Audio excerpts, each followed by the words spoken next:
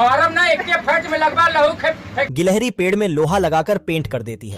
तभी मंगरू का लड़का लखा पेड़ काटने आ जाता है और कुल्हाड़ी मारते ही शीशे की तरह टूट जाती है।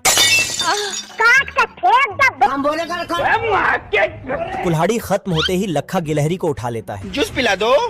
Hello hello. शेर हिरण का शिकार करने ही वाला था, तभी ऊपर से एक आकाशीय विमान आता है और हिरण को एक गोले में कैद कर ऊपर की ओर खींच लेता है। ये सब करने आए थे। तभी थोड़े देर में एक आकाशीय विमान जमीन पे उतरता है, जिसमें से एक सीढ़ी बाहर आता है और साथ साथ एक रोबोटिक शेर भी बाहर निकला। स्वागत तो करो हमारा। वह झट से इस पेड़ को खींचने लगता है। तब तक ये शेर अंदर विमान में घुस गया। शेर चढ़ तो गया पर उसे कुछ समझ न आ रहा था। हिरण जिस गोले में कैद था वो उसी गोले को खाने लगता है। आकाशीय विमान एकाएक से जाकर पहाड़ में टकरा गया। शेर फिर से इस गोले को खाने लगता है। सिस्टम पार देंगे।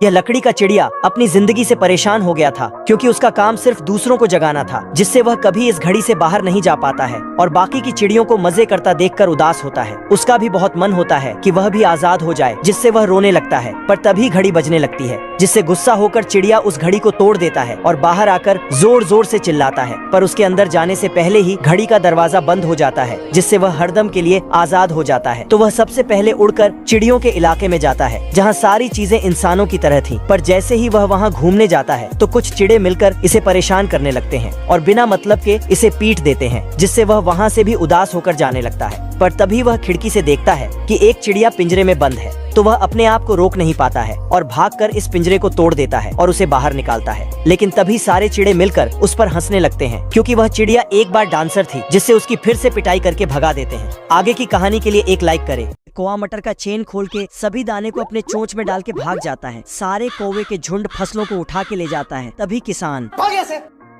इतना में मन नहीं भरा तो फिर से आके सारे टमाटर भी उठा के ले जाता है, गाजरों को उखाड़ के ले जाता है। अब कौवा एक सेब को खाने जाता, तभी एक इल्ली निकल के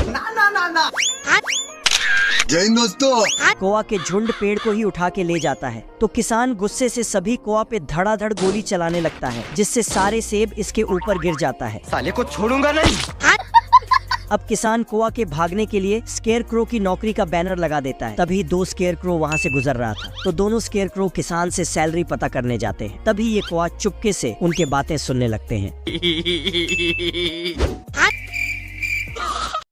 बेकार है भैया, मैं तो टूट गया। तभी ये कौवा के बच्चा कुआं में गिर जाता है। सारे कौवा चिल्लाने लगते हैं, तो स्केयर क्रो उसे बचाने जाता है, लेकिन ठीक है।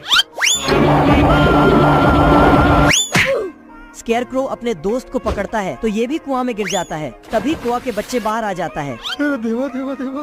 तो ये कौवे फूट फूट कर रोने लगते हैं। मैं तो राम ही समझता था, तो राम निकला रे, देव मानुस निकला। स्केयर क्रो कुआं से बाहर आके बोलता है, ओ भाई ये क्या है? और जाने लगता है। तो कौवे इस रोक के कहता है, हाँ भाई सुनना। पीछे देख। कौवे सारे फसल वापस कर देता है। चलो। फिर वहाँ से चला जाता है, जिसके बाद किसान स्केयर क्रो को उनका सैलरी दे देता है। फिर मौसम तो ऐसा लग रहा है दिल गार्डन गार्डन हो रहा है। खेलेगा फ्री फायर। कौन है?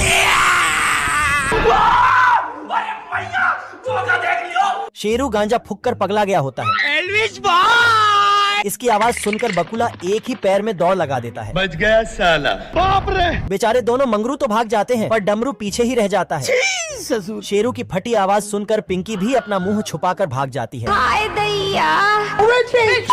तभी सांप तो बिन गाड़ी के चक्के बन जाते हैं, पर चूहा तो शेरू को भाव ही नहीं दे रहा था। मैं बाबा टिल्लू। बाप को भेज। छोटा मोटा टपोरी समझा रहे मेरे को। भारी मिस्टेक हो गया सर। शेरू चूहे को डराने की कोशिश करता है, हिलाते रहो जितना हिलाना है। क्या रे भिख मंगिया? पर चूहा तो जेम्स बॉन्ड का बेटा निकला।